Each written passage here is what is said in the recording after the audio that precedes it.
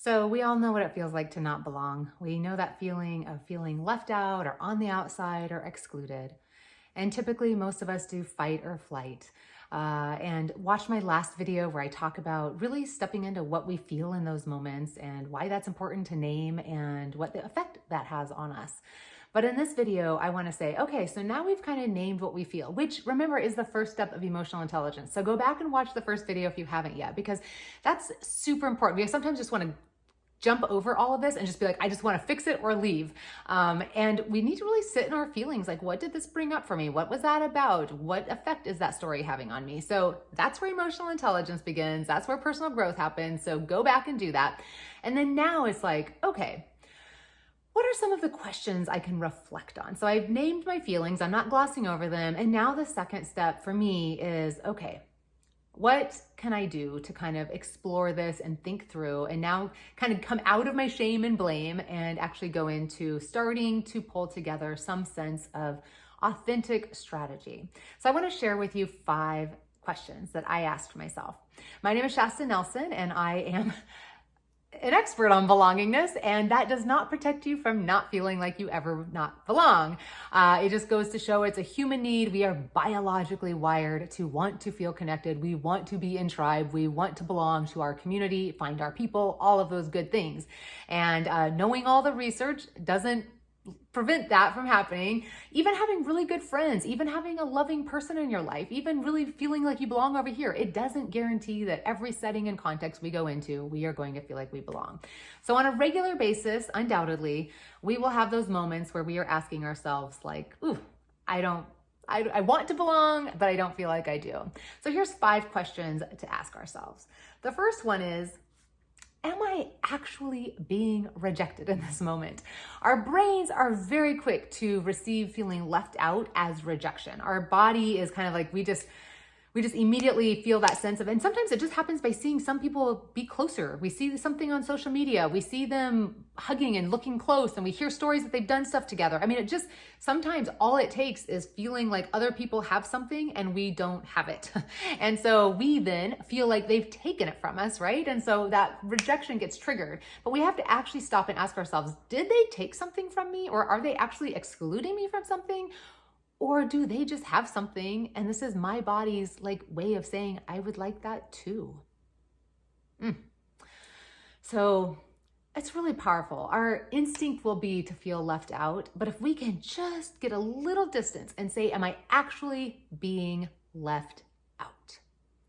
And in most situations, we might be able to say, no, I'm not. I just don't feel like I have what they want, what they have. I want what they have. And just distancing and separating and realizing nobody's out maliciously trying to hurt us. Nobody is purposely saying, let's exclude Shasta when she gets here. Let's make sure she doesn't feel like she belongs. Like, not a person. So nobody's trying to hurt me. This is just my insecurities flaring up. So that still doesn't feel good, but that's powerful knowing, because now I can kind of separate and be like, I'm not under attack. I'm not as unsafe as I feel, because most of us start feeling like we need to go into defense mode and protection mode. And I can start self-regulating and saying, I'm not actually under attack. Nobody's hurting me. Nobody's being malicious to me. Nobody's rejecting me. This is my insecurities coming up. So feel them. Yes. And in an upcoming video, we're going to talk about what to do. And it's one of the most powerful emotions we can bring in at this moment. But right now, like, let's just ask, like, just get to the awareness of like, okay, I'm okay. I would like more, but I'm okay. All right. The second question that I ask myself is, what is it I actually wished had happened in this moment? And you can only kind of do this in hindsight. And you know what? I felt a little sheepish doing my list, because as I was writing it down, I was trying just to be super honest. Like, what do I wish had happened? We often have expectations that weren't met. And the irony is we didn't actually think we had those expectations. Like, it wasn't like I verbally expected these things, but then somehow after the fact, when I didn't get them, I found myself asking, what do I wish had happened? And my list, I'm going to read it to you. It's a little bit like, I wish this person had come up to me and said, hey, I've been wanting to get together with you and connect. Let's do a Zoom talk. I'm so glad you're here. A specific person that I just wanted to feel closer to. Like, she didn't owe that to me. Like, as I'm making the list, I felt a little sheepish, because I was like, how would these people know that I wanted that from them, right? But in hindsight, I was like, that would have felt really good. Another one was a certain specific person coming up and saying, hey, I want to help you in your career. I want to introduce you to so-and-so. With another person, I wanted him to come up and be like, hey, I've been like wanting to connect with you. And so suddenly you're seeing a theme here, right? Like there's specific people that I was wanting to just initiate making me feel special. There's some other relationships where I saw them being close together and I was like, oh, I want to be invited into that, right? And just a recognition of I was feeling insecure. And so anybody who could come up and like admire and appreciate me, I'm looking at the list and I was like, okay, this was a little unrealistic, which is helpful to see. I mean, it's a little embarrassing because, I didn't walk in expecting any of those things, but it helped to write them down because then I could actually, again, create a little distance and be like, maybe these were a little unrealistic. Like, what have I actually done in these relationships to give those people the feeling or the knowledge or the permission or the closeness to think that they should be doing that? I haven't built those kinds of relationships with these people. And now I'm like putting it all on them that they need to come and like approach me and say, I want to help you. I want to be close to you. I want to connect with you. And so it helped me realize like, okay, yes, wouldn't that be a wonderful world if all of those things had happened, but they didn't happen. And maybe they were a little unrealistic. So you see, I'm like observing myself now, which is really powerful. So, okay, I'm not being rejected. Okay, maybe my expectations that I hadn't named, by the way, and wouldn't have consciously said I felt, but I had expectations in there. They didn't happen, but now I can kind of start seeing that they weren't probably super realistic. The third question that I ask myself is, what do I need in this moment? So I asked myself that in the moment. And then I also asked myself the next day, as I'm still kind of processing it, what do I need for myself right now? What are the things that will help me self-soothe, self-regulate? And I want to share with you my list that I journaled.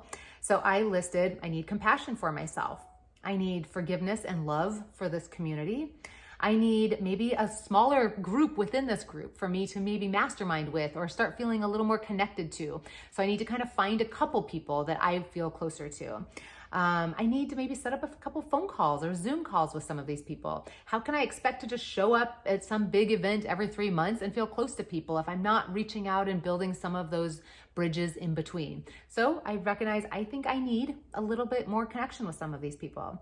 I need to keep showing up. That's a hard one because I want to withdraw, but if I want to feel close to them, I actually need to keep showing up. In fact, I need to increase my showing up. So in this particular setting, there's opportunities to stay in touch virtually each week.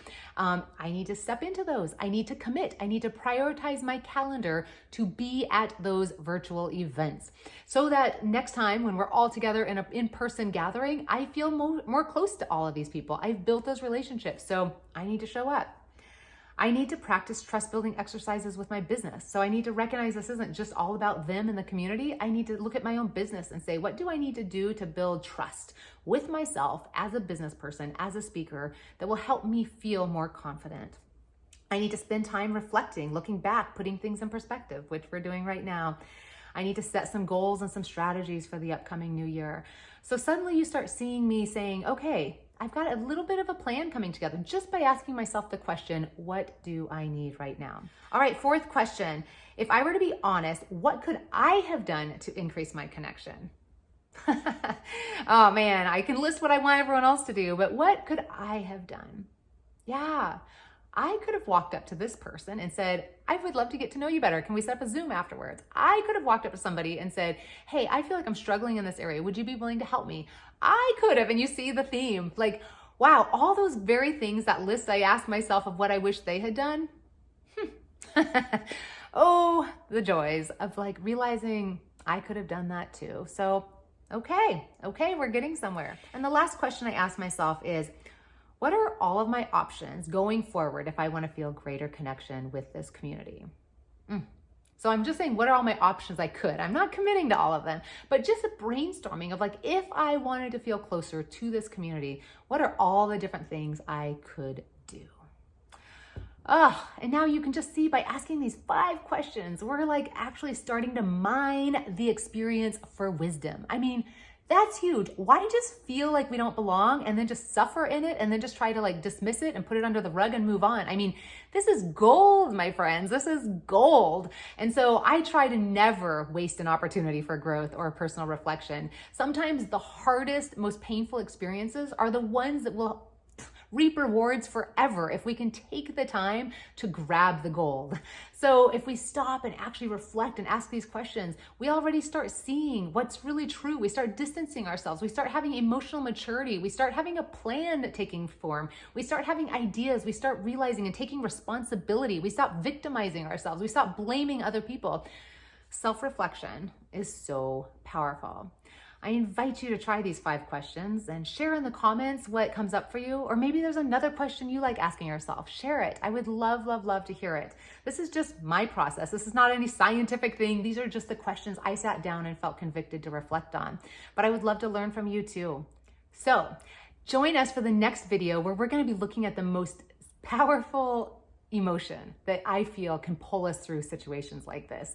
Subscribe so that you don't miss it, and I will see you in part 3 of this series on belongingness.